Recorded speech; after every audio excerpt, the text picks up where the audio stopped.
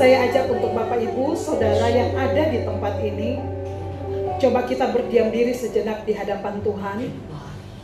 Kita renungkan, kita berpikir, kenapa kita ada di tempat ini pada saat ini?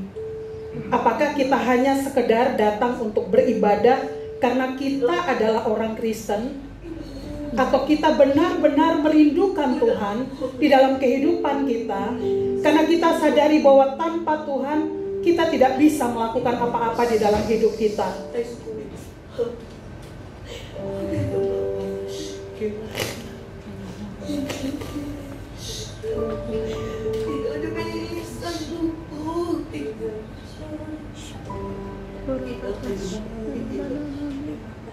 Ujilah aku Tuhan, cobalah aku Tuhan, selidiki hatiku dan batinku, matamu tertuju padaku, aku cinta padamu Tuhan, aku rindu hadirat-Mu Tuhan, aku ingin selalu dekat padamu, matamu kehadiran-Mu. Nyanyi Hosana, nyanyi Hosana bagi Rajaku yang duduk di tahta. Aku muliakan dan ku agungkan, Kaulah yang disembah. Mari kita angkat pujian ini benar-benar dari isi hati kita yang terdalam. Engkau bekerja di tengah-tengah kami Tuhan. Ini adalah waktu-Mu Tuhan. Ujilah aku Tuhan, cobalah aku Tuhan, selidiki hatiku dan hatimu, mata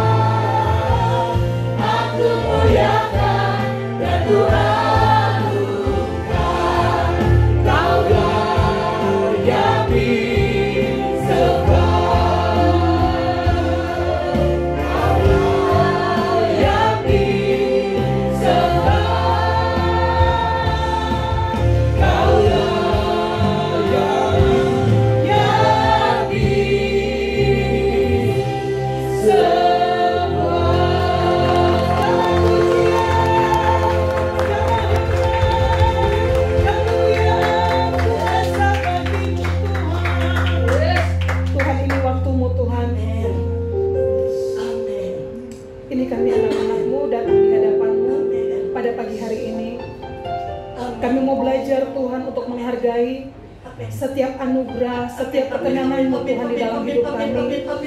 Tuhan, setiap kami yang berdiri Tuhan di depan altar-Mu, Tuhan Engkau kuduskan kami, Engkau sucikan kami Tuhan. Sehingga pada saat kami berdiri, kami menyanyi Engkau Tuhan, mengalir aliran air hidup untuk kemuliaan dan kehormatan. Setiap jemaat-Mu yang datang Tuhan pada pagi hari ini, biarlah rindu untuk bertemu dengan Engkau secara pribadi Tuhan. Tuhan, kami berdoa Tuhan pada pagi hari ini untuk kebenaran firman-Mu, biarlah bisa menjadi jawaban bagi setiap kami Tuhan. Kami masuk tahun 2025 ini Tuhan, kami mau berjalan bersama-sama dengan Engkau Bapa. Kami sadari bahwa tanpa Engkau Tuhan, kami tidak mampu dan kami tidak bisa berbuat apa-apa Tuhan. Ini kami anak-anak-Mu, Roh Kudus Engkau bekerja dengan cara dan kuasa-Mu Tuhan. Biarlah setiap kata-kata yang keluar dari bibir mulut hamba-Mu ini benar-benar kata-kata yang daripada Engkau Tuhan, kata-kata yang membangkitkan semangat Tuhan, kata-kata yang membawa Tuhan setiap kami untuk hidup di dalam perkenanan-Mu, dalam anugerah-Mu Tuhan. Kami berjalan di dalam kebenaran firman-Mu Tuhan. Biarlah kebenaran firman-Mu yang ditaburkan pada pagi hari ini boleh menjadi rema, boleh menjadi kekuatan, boleh menjadi arahan di dalam kami menjalani 2025 ini Tuhan. Terima kasih Tuhan Yesus, terima kasih. Segala pujian syukur bagi Engkau Tuhan. Sembunyikan hamba-Mu di balik salib-Mu Tuhan.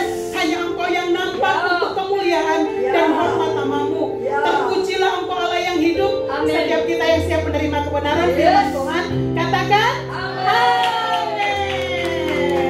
Berikan tepuk tangan sekali lagi yang paling meriah buat Tuhan kita. Coba lihat kiri kanan, berikan senyum yang paling manis.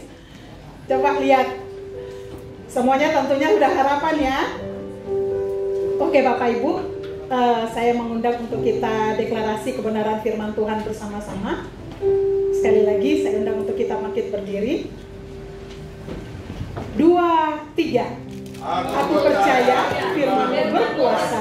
Aku percaya firman-Mu dapat merubah seluruh hidupku. Aku percaya firman-Mu ini adalah Tuhan sendiri. Aku siap untuk menerimanya dan melakukannya di dalam nama Yesus. Amin. Puji Tuhan Bapak Ibu, kita semua sudah ada di dalam tahun 2025 dan kita percaya bahwa kita bisa sampai pada hari ini semuanya karena anugerah Tuhan di dalam kehidupan kita. Bapak Ibu, kalau di dalam tahun 2024 kemarin tema gereja kita adalah Arise and Shine. Artinya kita bangkit dan bersinar. Serial khotbah saya ingat yang paling terakhir itu bagaimana kita diarahkan oleh Bapak Gembala kita untuk kita benar-benar kita hidup, kita berjalan seturut dengan apa yang Tuhan kehendaki. Baik itu di dalam kehidupan kita, dalam keluarga, di dalam pekerjaan kita bagaimana untuk kita mengandalkan Tuhan di dalam kehidupan kita.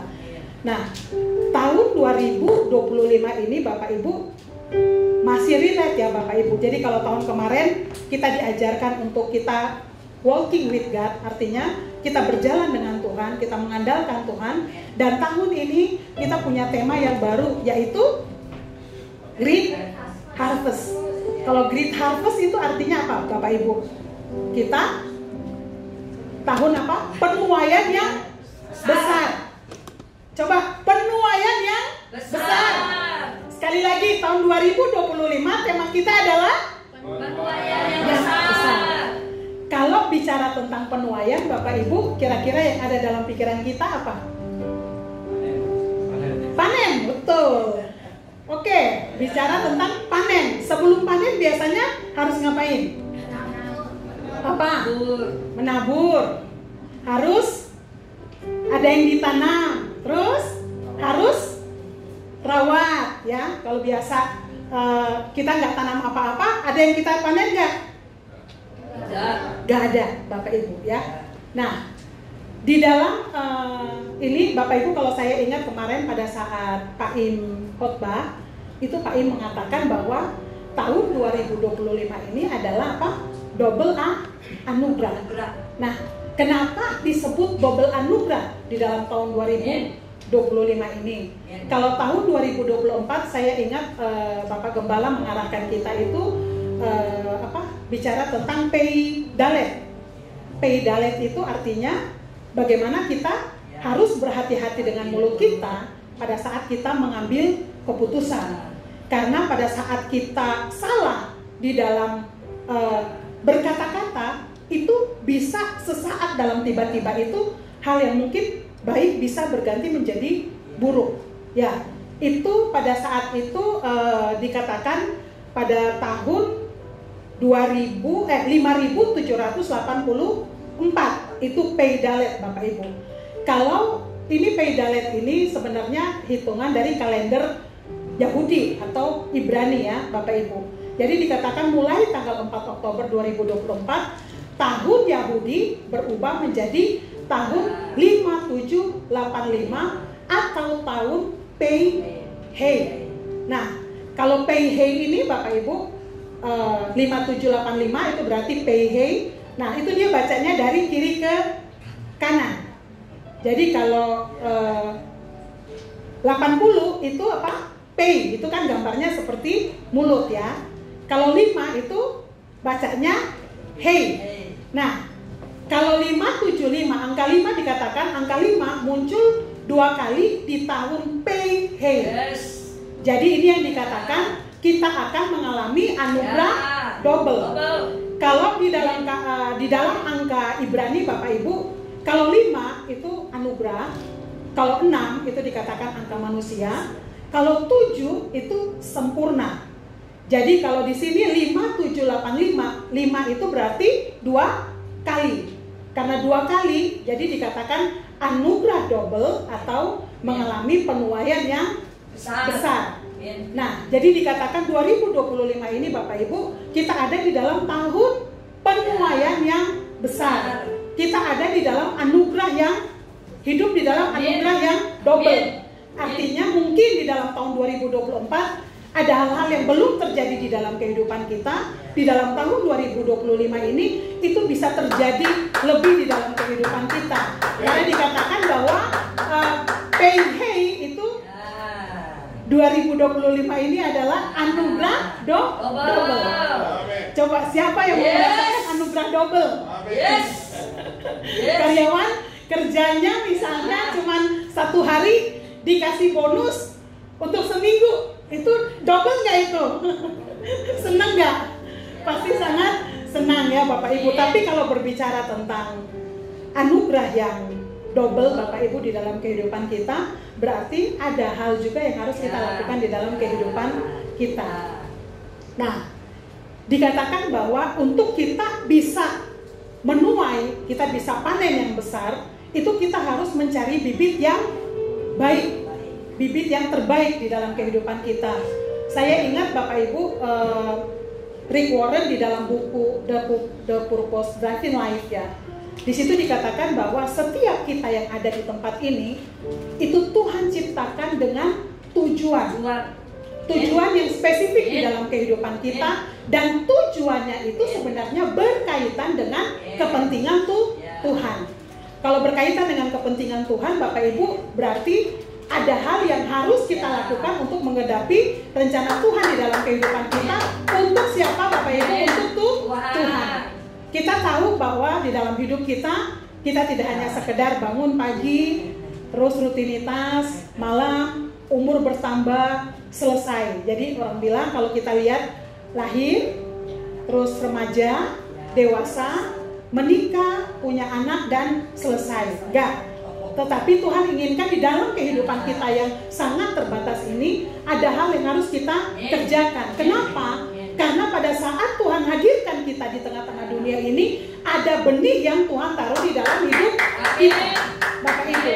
Nah, untuk kita bisa menuai yang terbaik, kita bisa menuai, kita bisa merasakan anugerah double di dalam kehidupan kita, kita harus perhatikan benih apa yang ada di dalam hidup kita. Mari kita buka di dalam Matius 13 ayat 31 sampai 32.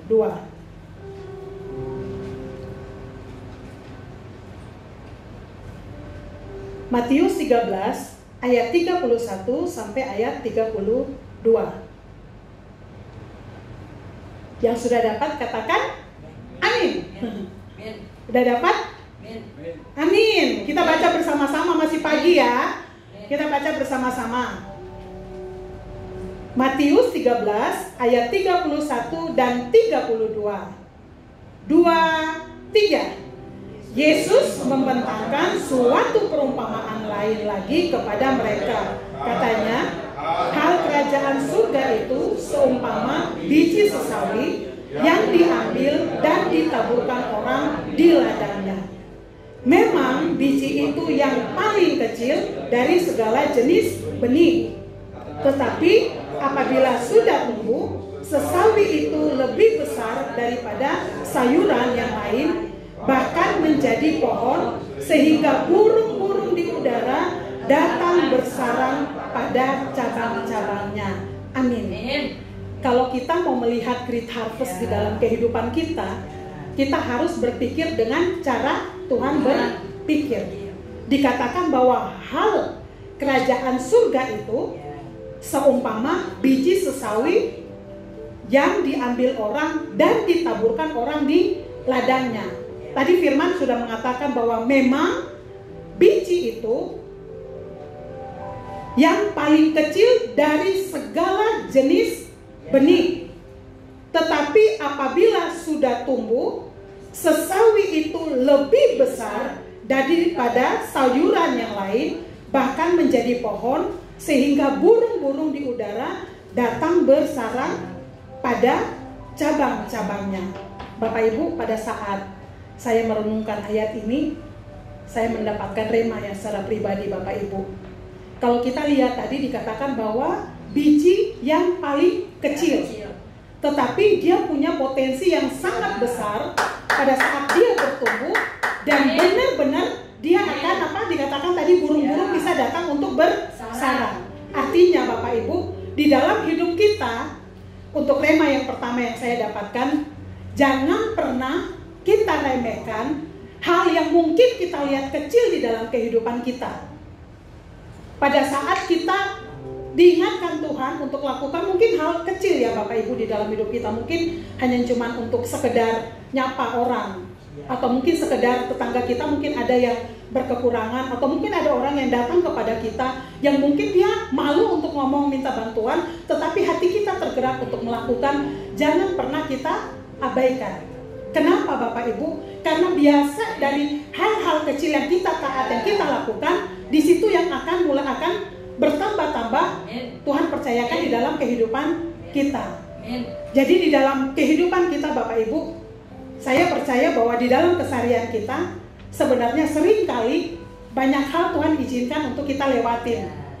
Tapi tergantung kepekaan kita, tergantung respon kita. Apakah kita mau merespon hal-hal kecil di dalam kehidupan kita yang mungkin Tuhan izinkan untuk kita lakukan, tapi kita istilahnya lewatkan, atau kita belajar untuk lakukan semaksimal mungkin di dalam hidup kita.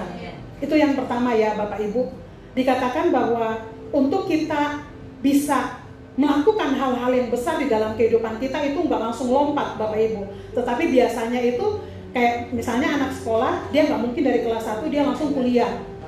Tetapi dia harus tahap demi tahap. Ada ujian-ujian yang harus dia lewatin. Pada saat dia selesai mengikuti ujian, dia pasti akan naik kelas. Begitu juga di dalam kehidupan kita. Kadang-kadang banyak hal-hal sepele yang Tuhan izinkan kita harus selesaikan di dalam kehidupan kita, supaya kita bisa dipercayakan hal-hal yang besar dalam hidup kita. Bahkan mungkin di dalam kehidupan kita Bapak Ibu, saya ingat waktu saya renungkan ayat ini tentang janda di Sarfat. Janda di Sarfat itu Bapak Ibu, waktu ditanya Nabi Elia karena suaminya meninggalkan hutang yang begitu banyak di dalam kehidupannya. Bahkan kalau bisa anaknya dia mau pengen jual supaya selesaikan hutang. Waktu Nabi Elia tanya, apa yang kamu punya di rumah? Dia mengatakan bahwa dia punya hanya buli-buli, sebuah buli-buli dan sedikit minyak. Awal mujizat itu terjadi dengan buli-buli dan sedikit minyak.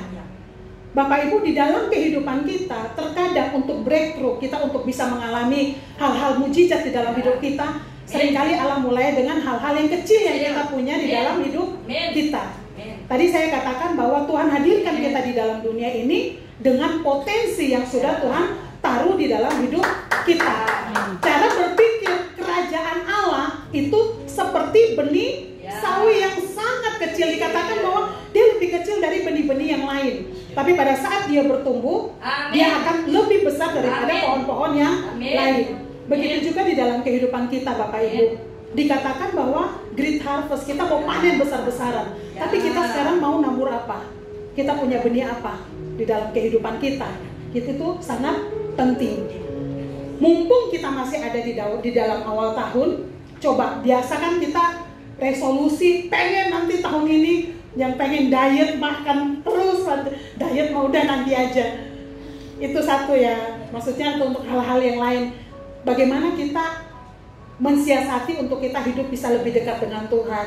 Bagaimana untuk kita lebih peka dengan apa yang Tuhan lakukan dalam kehidupan kita. Bagaimana kita lebih care atau kita lebih peduli dengan orang-orang yang ada di sekeliling kita. Kadang-kadang kita menakar itu dengan materi.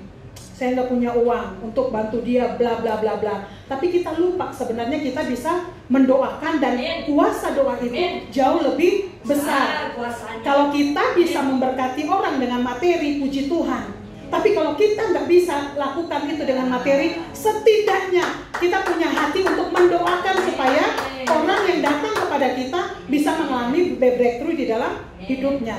Bapak Ibu, untuk panen besar-besaran di dalam kehidupan kita, kita harus memilih benih yang terbaik yang ada di dalam hidup kita. Dikatakan bahwa setiap kita yang hadir, yang Allah hadirkan, seperti tadi Rick Warren mengatakan bahwa setiap kita itu diciptakan dengan tujuan. Tujuan itu semua akan berhubungan dengan kepentingan Tuhan di dalam kehidupan kita. Kepentingan Tuhan apa sih Bapak Ibu? Kepentingan Tuhan semua orang diselamatkan. Bagaimana dengan apa yang kita punya, kita bisa menyaksikan siapa Tuhan di dalam kehidupan kita, supaya orang bisa melihat Tuhan dan orang bisa percaya kepada Tuhan. Saya mungkin berkali-kali Bapak Ibu, saya ingat setiap saya ada di belakang mimbar ini, saya selalu menekankan bahwa tanpa kita sadar, kita sebagai orang-orang percaya itu jadi tolak ukur.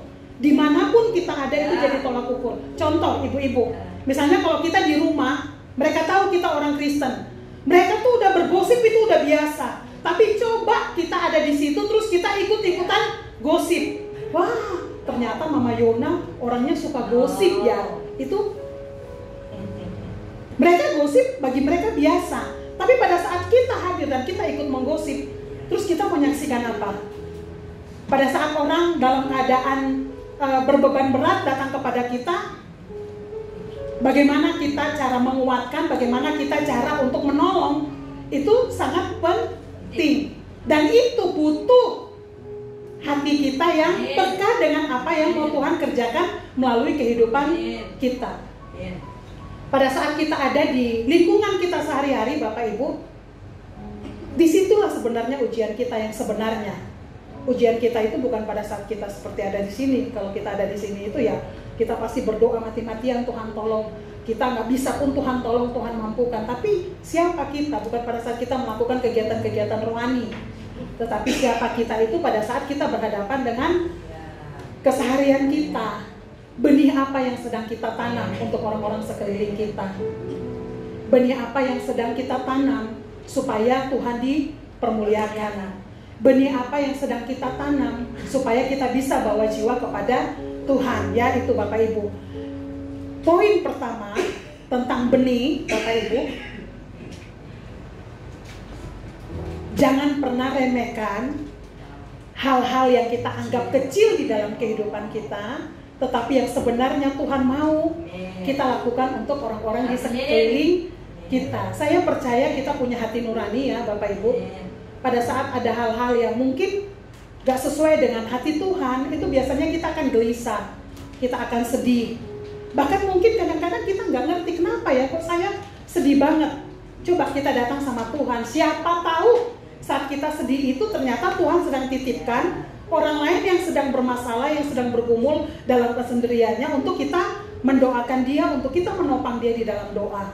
Jadi gak perlu kita harus berpikir untuk penuaian besar-besaran, kita harus berdiri di depan sini, bertobatlah kerajaan Allah sudah dekat, mungkin kita harus KKR besar-besaran. Enggak Bapak Ibu, prinsip kerajaan Allah dengan benih yang kecil, kita berjalan dengan Tuhan, kita berproses dengan Tuhan, benih itu akan menghasilkan hal yang besar di dalam kehidupan kita. Dikatakan bahwa di dalam benih terdapat potensi atau kekuatan untuk tumbuh menjadi sayur yang akhirnya menjadi pohon sesawi yang besar, bahkan bisa menjadi hutan. Untuk bisa menjadi hutan itu ya otomatis harus ada bibit 1, bibit 2 berkembang, bertumbuh ya Bapak Ibu.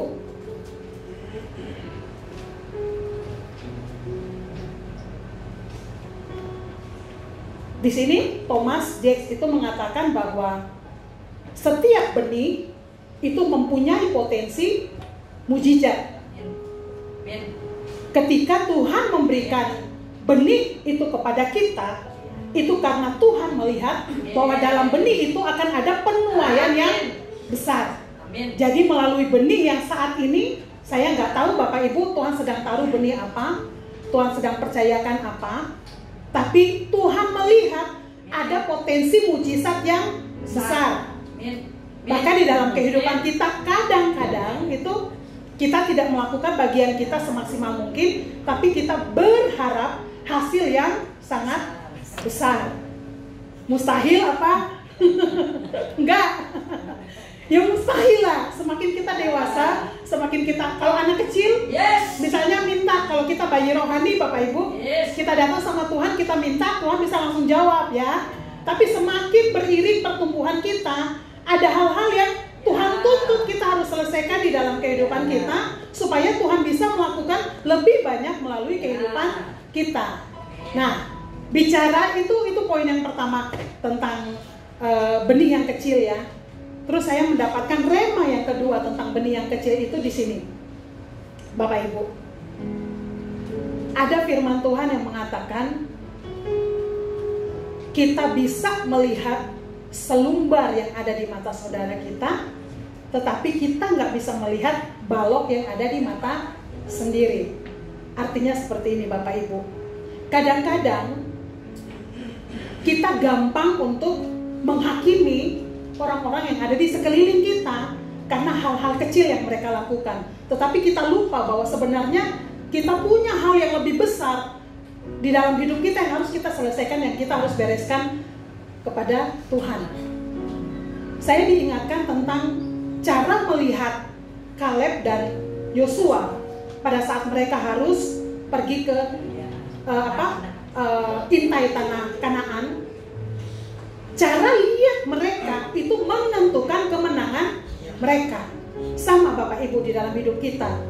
Pada saat kita melihat sekeliling kita dengan kacamata kita batasi orang-orang yang ada di sekeliling kita tidak akan pernah melihat mereka bisa bertumbuh lebih besar.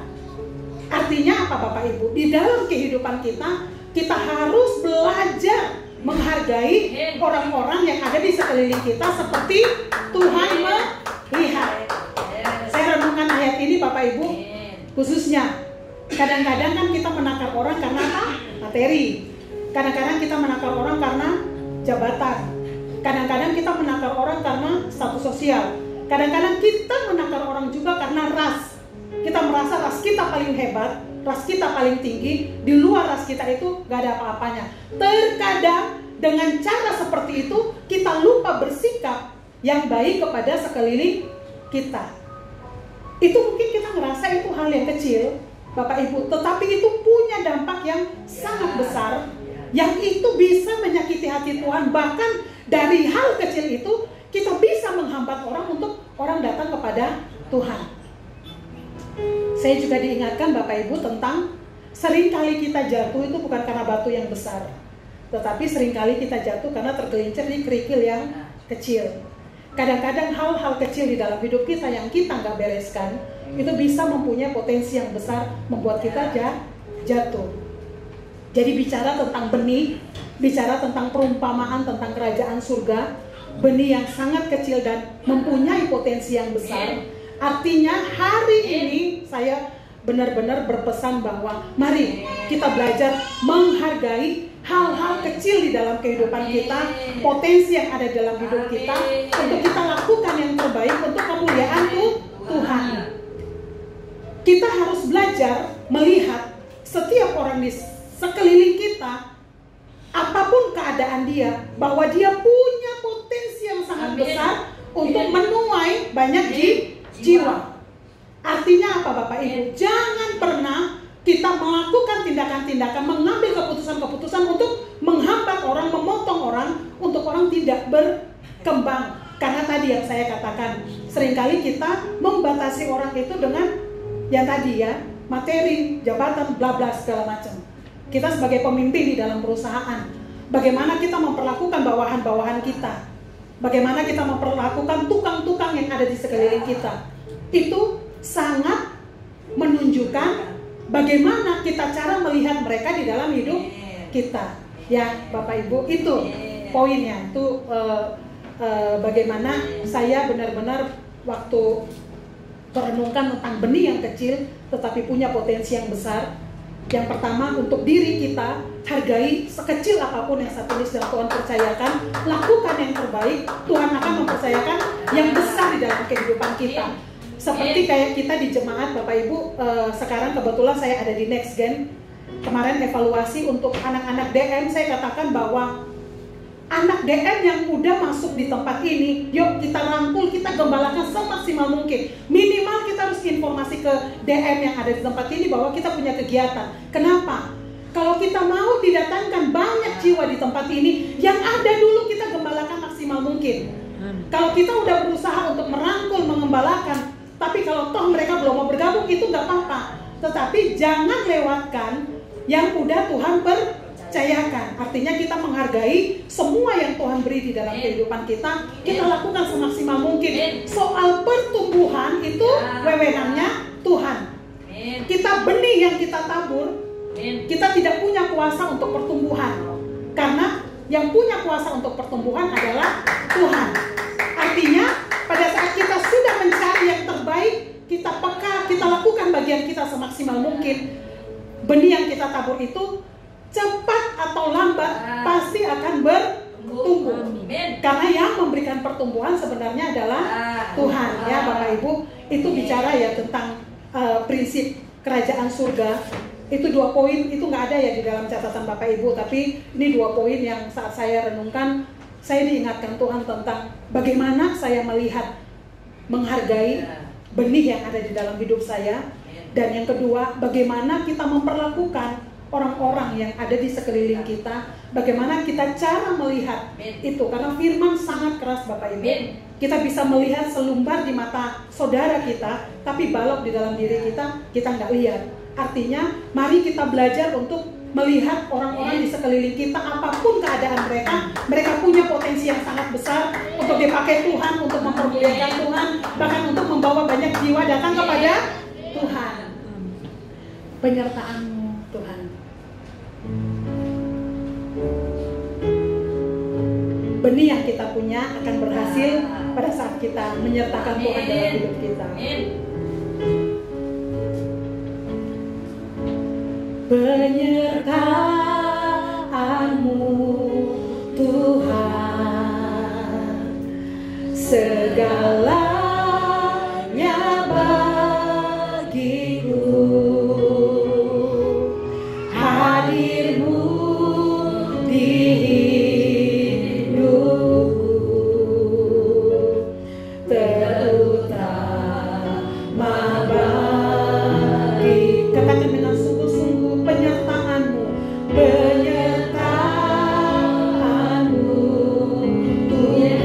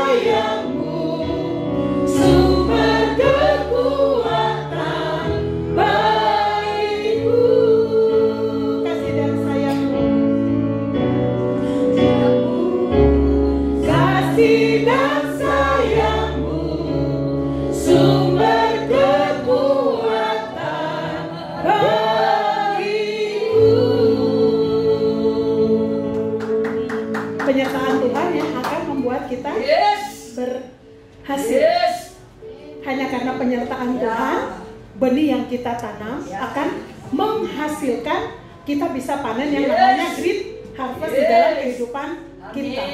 Tetap ada bagian yang harus kita lakukan semaksimal mungkin di dalam kehidupan kita, dan kita lakukan karena menyertakan Tuhan di dalam hidup kita. Karena hanya karena anugerah kehidupan kita itu bisa menghasilkan yang terbaik. Bicara tentang benih itu berbicara tentang visi atau arahan Tuhan yang harus kita lakukan di tahun 2025. Bapak Ibu, pada saat Bapak Abraham dipanggil untuk dia menjadi Bapak segala bangsa, dia tidak tahu dia harus kemana, bagaimana, harus masuk kemana. Tetapi dikatakan bahwa langkah demi langkah Tuhan pimpin. Pada saat Tuhan memberikan visi, panggilan, arahan dalam kehidupan kita pun, kadang kita juga sama Bapak Ibu, kita nggak ngerti. Bahkan mungkin pada hari ini, misalnya kita lakukan apa yang Tuhan gerakkan di dalam hati kita belum tahu sebenarnya endingnya mau kemana. Tetapi pada saat kita taat, pada saat kita lakukan bagian kita, nanti selangkah demi selangkah Tuhan akan bukakan, dan sampai nanti hasil akhirnya kita akan mengerti Bapak Ibu. Jadi pada saat Tuhan taruh sesuatu di dalam kehidupan kita, tadi saya katakan bahwa kita harus peka dengan benih apa yang saat ini sedang Tuhan taruh di dalam hidup kita, yang mungkin kita belum terlalu paham, mungkin kita belum terlalu mengerti, tetapi yang butuh kita lakukan adalah respon dan taat. Lakukan. Karena seperti Bapak Abraham, perjalanan demi perjalanan pun akhirnya terakhir. Yang mustahil tidak menjadi mungkin pada saat kita berjalan dengan Tuhan. Bahkan Abraham yang dikatakan bapak orang beriman, apakah dia lepas dari kelemahan? Enggak. Artinya apa Bapak Ibu? Pada saat kita sadari di dalam diri kita ada kelemahan pun, jangan berhenti, jangan stop. Tetap kita datang kepada Tuhan. Bahkan di dalam dikatakan kebenaran firman Tuhan, pada saat kita datang kepada Tuhan, Tuhan sering katakan dalam kelemahan mula, kuasaku menjadi sempurna. Terkadang Tuhan izinkan ada duri di dalam daging kita, kelemahan-kelemahan di dalam diri kita, supaya kita hidup bergantung sepenuhnya kepada Tuhan. Pada saat kita bilang kita nggak mampu, pada saat kita mengangkat tangan, Tuhan akan turun tangan. Jadi kalau bicara tentang benih, itu berbicara tentang arahan Tuhan di dalam kehidupan kita yang harus kita lakukan. Pada saat visi dari Tuhan itu, pada saat visi itu clear ya, kita melihat purpose itu tujuan Tuhan, itu dikatakan bahwa visi itu yang akan membuat kita tetap berada di dalam kehendak Tuhan. Jadi pada saat kita taat melakukan apa yang Tuhan mau kita kerjakan, sebenarnya visi itu yang tetap akan menjaga kita tetap ada di dalam rules-nya Tuhan. Saya ingat beberapa hari lalu saya sempat sharing dengan salah satu anak DM ya di tempat ini, dikatakan bahwa Kak, pelayanan itu yang tetap membuat kita untuk tetap berjalan dengan Tuhan. Karena pada saat kita pelayanan, itu sebenarnya seperti pagar tuh yang memagari kita. Kita gak bisa lari kemana-mana. Kadang hati mau berontak seperti apapun, tapi pada saat kita mau melayani, kita harus selesaikan, kita harus bereskan itu dengan Tuhan. Dan sebenarnya ini yang dikatakan bahwa pada saat kita punya visi yang clear dari Tuhan, visi itu yang menjaga langkah-langkah kita untuk kita tetap hidup di dalam kehendak Tuhan. Jika tidak ada visi, kita akan gagal atau menyimpang dari tujuan, bahkan hancur atau binasa. Jadi kalau pada saat kita keluar daripada apa yang sebenarnya Tuhan mau kita lakukan di dalam kehidupan kita, lambat laun kita akan hancur dan binasa. Mungkin kehidupan kita masih jalani sehari-hari, kita masih bisa bekerja, tetapi sebenarnya ada kekosongan di dalam diri kita, di dalam hati kita yang hanya bisa diisi oleh Tuhan. Ya Bapak Ibu. Ketika Tuhan memberikan visi di dalam hidup kita, sebenarnya Dia juga menyiapkan semua kebutuhan untuk visi itu bisa kita jalani di dalam hidup kita. Jadi artinya Tuhan tidak pernah meminta sesuatu di dalam diri kita tanpa terlebih dahulu Dia memberi yang Dia minta di dalam hidup kita. Amin. Amin. Visi bisa kita terima ketika kita berdoa, membaca firman Tuhan, serta mencari kehendak Tuhan dengan sengaja dan sungguh-sungguh. Kalau Bapak Gembala kita, Bapak Ibu, untuk mendapatkan visi dari Tuhan bisa pada saat apapun. Lagi sedang mandi, bahkan sedang ibadah, bahkan beliau lagi duduk di tempat untuk mempersiapkan untuk mau maju khotbah, itu Tuhan bisa bicara. Sebegitu pekanya Bapak Gembala di dalam kehidupannya untuk menerima arahan Tuhan. Apakah kita bisa seperti Bapak Gembala? Sangat-sangat bisa. Semua kita di hadapan Tuhan sama. Bahkan kita jangan pernah merasa bahwa orang-orang di depan mimbar jauh lebih rohani daripada jemaat yang ada duduk di kursi. Belum tentu Bapak Ibu, belum tentu. Kita di depan mimbar itu karena ada kesempatan kita lakukan bagian kita. Jemaat, dia bergumul. Saya waktu kita WOE, Bapak Ibu, saya mendengarkan kesaksian dari Mama Amor ya, bagaimana dia sakit, dia berdoa dan dia bilang, Tuhan saya sembuh. Dan itu dia benar-benar alami. Saya tuh belum pernah tuh, Bapak Ibu, istilahnya sakit terus saya bilang, Tuhan pokoknya mau gak mau sembuh. Enggak, belum pernah tuh saya. Tapi saya real dengar kesaksian Mama Amor di tempat ini, bagaimana dia sakitnya luar biasa, dan dia berdoa, Tuhan saya pokoknya gak mau tahu, saya sembuh. Dan itu terjadi. Bapak Ibu, menakar iman kerohanian orang bukan karena pelayanan, tetapi menakar. Kita nggak perlu menakar ya. Kita nggak perlu menakar orang, kita nggak perlu. Karena pada saat kita menakar kerohanian orang, itu sebenarnya kita sedang menghakimi. Ya, artinya kita bisa melihat kedekatan kita dengan Tuhan itu berhubungan dengan keputusan sehari-hari yang kita lakukan. Bangun tidur, apakah kita langsung mandi brush gitu ya? Waktu senggang, apakah kita lihat konten-konten yang kurang-kurang kosong gitu? Itu menentukan kita milih yang mana. Ya, pada saat kita nggak melayani, apakah api kita tetap jaga? Hubungan kita dengan Tuhan kita tetap jaga? Atau hanya pada saat kita melayani, setiap hari sampai kukunya tuh sampai sakit main gitarnya tuh gara-gara apakah? Siapa kita itu bukan pada saat kita ada di depan mimbar, tetapi siapa kita itu terlihat dalam kehidupan kita sehari-hari ya, Bapak Ibu ya. Tuh. Jadi yang bisa menjaga kita untuk kita tetap ada di dalam visi Tuhan, kepekaan apa yang mau Tuhan kerjakan dalam hidup kita, terus kita berdoa, terus kita baca firman, terus dengan sengaja kita mencari kehendak Tuhan. Pada saat jatuh, yuk bangkit. Karena dikatakan bahwa 7 kali orang benar jatuh, dia tidak akan tergeletak.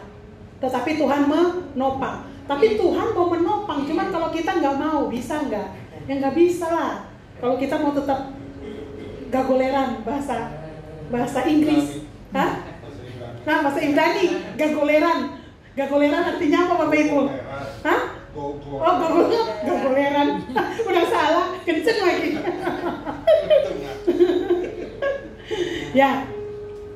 Ya Bapak Ibu, artinya pada saat kita merasa kita punya kelemahan di dalam kehidupan kita, tetap yuk cari Tuhan, tetap berani kita datang kepada Tuhan.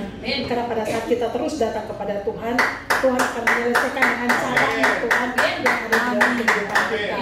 Amin. Amin.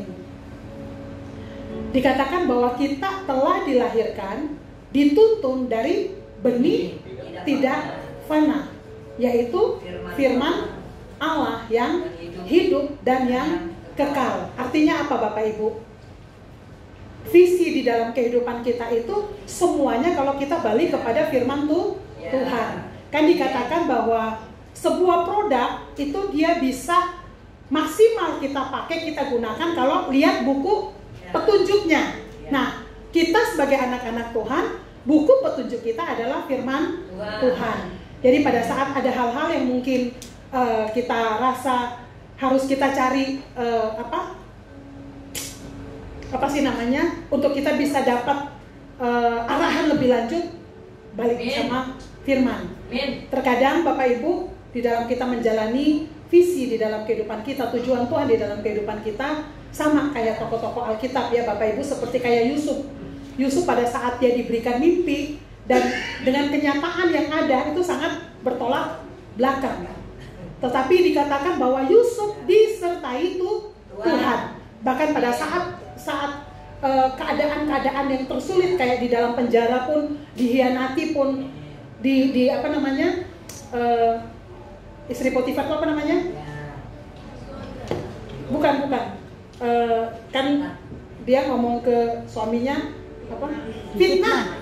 Difitnah sekalipun Bapak Ibu. Tapi di situ kita lihat pada saat Yusuf tetap disertai Tuhan, apa yang menjadi mimpinya dia itu benar-benar tergenapi. Di dalam kehidupan kita pun Bapak Ibu, pada saat kita jalani proses, mungkin banyak hal yang tidak sesuai dengan yang kita harapkan, bertolak belakang dengan sebenarnya apa yang ada di dalam hati kita, seperti yang ada di dalam mimpi kita. Tetapi percayalah bahwa pada saat kita tetap berusaha untuk melakukan bagian kita di dalam ketaatan dengan tuntunan Tuhan, semuanya pasti akan tergenapi. Bahkan percayalah bahwa di dalam dunia ini gak ada manusia yang sempurna. Kita semua punya kelemahan, kita semua punya keterbatasan, tetapi kita punya Allah yang tidak terbatas. Pada saat kita merasa punya kelemahan, keterbatasan, kita datang kepada Dia yang tidak terbatas, yang akan memampukan dan menolong kita. Ketika Tuhan memberikan visi, sesungguhnya di alam roh sudah diselesaikan, dan kita harus memulainya bersama dengan siapa? Tuhan. Itu ada dalam Wahyu 1 ayat 8 ya Bapak Ibu.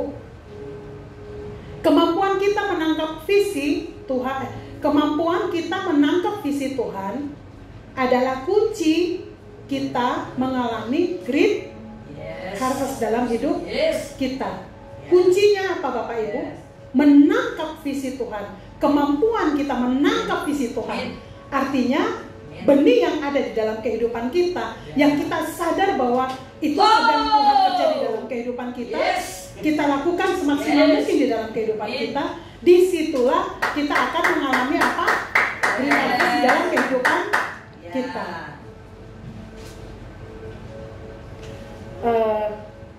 Agar visi dapat digenapi dalam hidup kita, maka kita harus membuat goal setting di tahun 2025 ya, kayak gereja sama buat goal setting dalam kehidupan kita pribadi, dalam kehidupan kita keluarga, dalam tempat bekerja kita pun kan kita buat goal setting ya Bapak Ibu ya.